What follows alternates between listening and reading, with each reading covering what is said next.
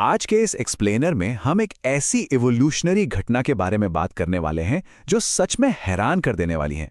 मतलब जरा सोचिए, आइस एज के वो खूंखार शिकारी भेड़िए आज हमारे लिविंग रूम के सोफे पर आराम से सोने वाले प्यारे दोस्त कैसे बन गए।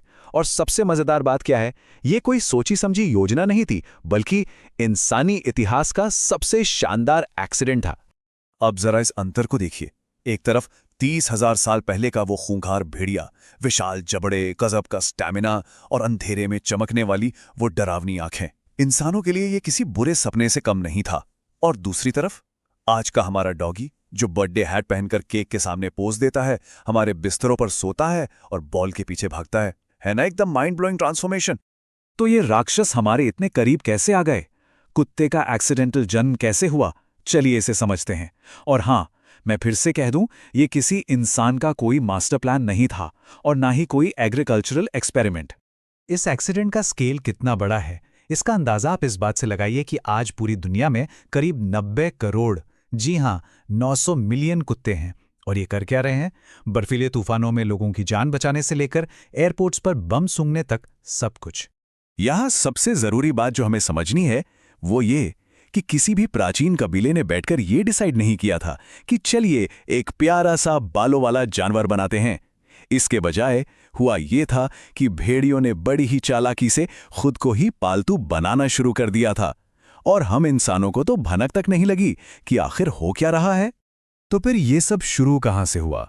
इसे समझने के लिए हमें आज से लगभग 20 से 40 हजार साल पीछे उन बर्फीले और जमा देने वाले कैंप्स में चलना होगा, जहां इंसान शिकार करके बस किसी तरह अपना गुजारा कर रहे थे। ये वो समय था जब कैंप फायर के पास मुफ्त की कैलोरीज का ढेर लगा होता था। अब देखिए, ये जो इंसानों की जलाई हुई आग थी ना, इसने एक एवोल्यूशनरी फिल्टर का काम किया। जो भेड़िए इंसानों से थोड़ा कम डरते थे, थोड़े कम आक्रामक थे, उन्हें इसका फायदा मिला। वो कैंप के पास आते और उन्हें हड्डियों और मांस के रूप में फ्री का खाना मिल जाता। और इसी मुफ्त की दावत ने उनके इवोल्यूशन की दिशा को हमेशा हमेशा के लिए बदल दिया। अब आप शायद सोच रहे होंगे कि क्या वाकई ऐसा हो सकता है? पालतू बनने का विज्ञान असल में काम कैसे करता है? खैर, ये साबित करने के लिए कि ये कोई मनगढ़ंत कहानी नहीं है, हमारे पास 1959 का एक बहुत ही मशहूर साइंटिफिक एक्सपेरिमेंट मौजूद है। 1959 में साइबेरिया के एक साइंटिस्ट ने लोमड़ियों पर एक प्रयोग किया। उन्होंने उन्हें कोई ट्रेनिंग नहीं दी, बस उन लोमड़ियों को आपस में ब्रीड कराया जो स्वभाव से सबसे कम आक्रामक थीं।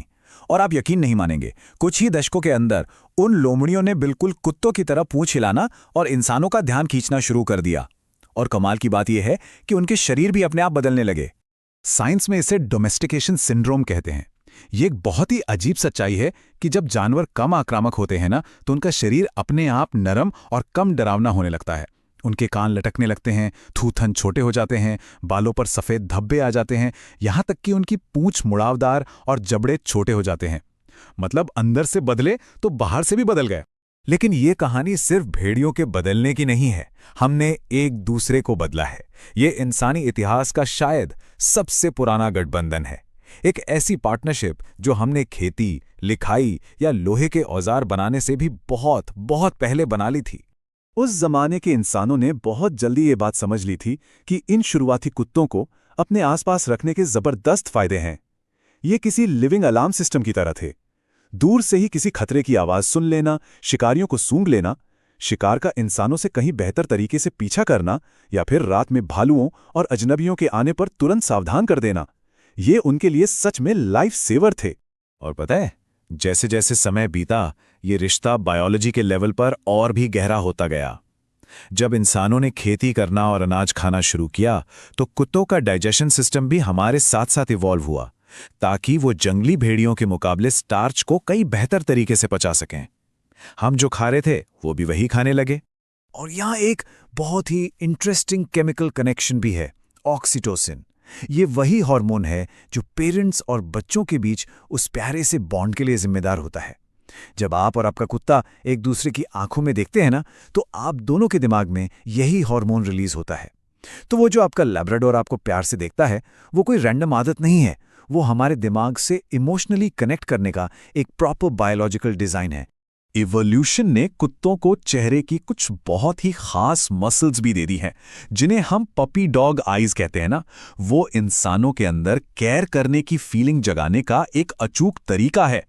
जैसे ही वो मासूमियत से देखते हैं, हम इंसान बस पिघल जाते हैं और उनकी देखभाल करने के लिए मजबूर हो जाते हैं।